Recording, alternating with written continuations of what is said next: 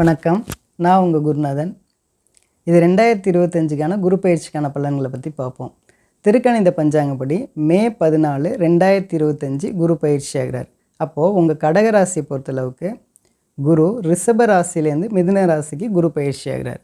அப்போது உங்களோட ராசிக்கு குரு 12ஆம் இடத்துக்கு வர்றார். 12ஆம் இடத்துக்கு வர்றது ரொம்பவே சிறப்புங்க. எதுக்காக அப்படின்னா, உங்களுக்கு நல்ல உடல்நிலை நல்ல ஆரோக்கியமாக இருக்கும். அதே மாதிரி பார்த்திங்கன்னா, இப்போ தான் சனி பயிற்சி முடிஞ்சிருக்கு. சனி உங்களோட ராசிக்கு 9ஆம் இடத்துல இருக்கார். அப்போது சனினால் நல்ல பண வரவு இருக்கும், குருனால் நல்ல உடல்நிலை நல்ல ஆரோக்கியமாக இருக்குங்க.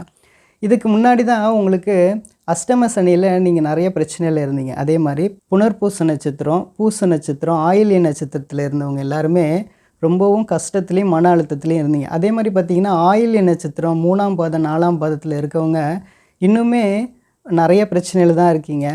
நீங்கள் ஒன்றும் கவலையே படாதீங்க. இந்த குரு பயிற்சிக்கு அப்புறம் உங்களுக்கு எல்லாமே படிப்படியாக நல்ல ஒரு முன்னேற்றம் தாங்க இருக்கும். அதே மாதிரி உங்களுக்கு செலவுகள் கண்டிப்பாக இருக்க தான் செய்யும்.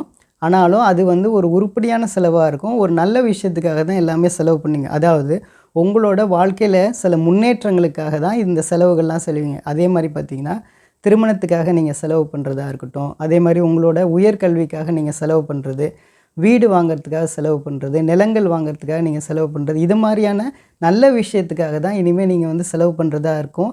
அதே மாதிரி அதுக்கு தகுந்த செலவுக்கு தொடர்ந்து நல்ல வருமானமும் உங்களுக்கு வரும். அதனால் நீங்கள் எந்த வகையிலையும் நீங்கள் கவலைப்பட தேவையில்லை. இந்த குரு பயிற்சிக்கு அப்புறம் இந்த குரு இருக்கக்கூடிய நட்சத்திரம், அதாவது பார்த்திங்கன்னா மே 14, 2025லேருந்து ஜூன் 14, 2025 வரைக்கும் இந்த குரு இருக்கக்கூடிய நட்சத்திரம் என்ன அப்படின்னா, மிருகஸ்ரீடம் நட்சத்திரத்தில் இருப்பார், செவ்வாயோட சாரத்தில் இருப்பார். அப்போது இந்த மாதிரியான காலகட்டங்களில் உங்களுக்கு தொழிலில் நல்ல உயர்வு இருக்கும்.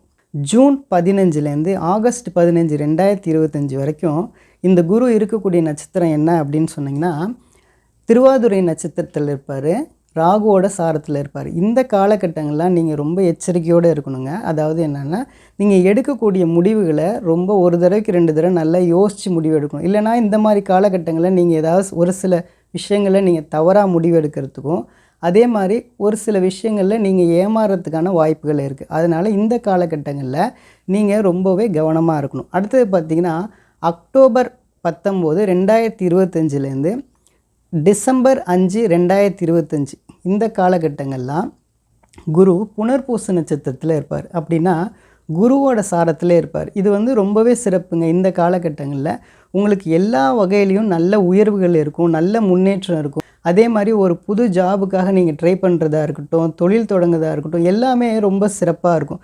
திருமணமும் இந்த காலகட்டங்களில் நல்லபடியாக நடக்குங்க. திருமணமாக இருக்கட்டும், நிச்சயம் நடக்கிறதா இருக்கட்டும், அனைத்து சுபகாரியங்களும் இந்த காலகட்டத்தில் நல்லபடியாக நடக்குங்க.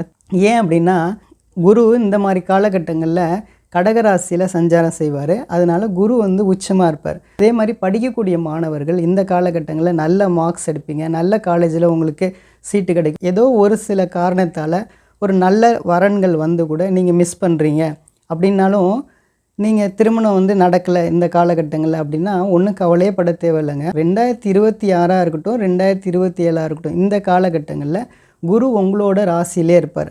அப்படின்னா என்ன சொல்ல வரேன் அப்படின்னா, ஜென்ம குருவாகவே இருப்பார். அப்போது இந்த காலகட்டங்களில் உங்களுக்கு டெஃபினட்டாக திருமணம் நடந்துடும். அதாவது இந்த நான் சொல்லக்கூடிய அக்டோபர் டு டிசம்பர் 5 இந்த காலகட்டம் சொல்கிறேன்னா, இந்த டைமில் உங்களுக்கு ஒருவேளை திருமணம் மிஸ் ஆனால் கூட 2026, 27 டெஃபினட்டாக முடிஞ்சிடும். கவலையே பட வேண்டாம்.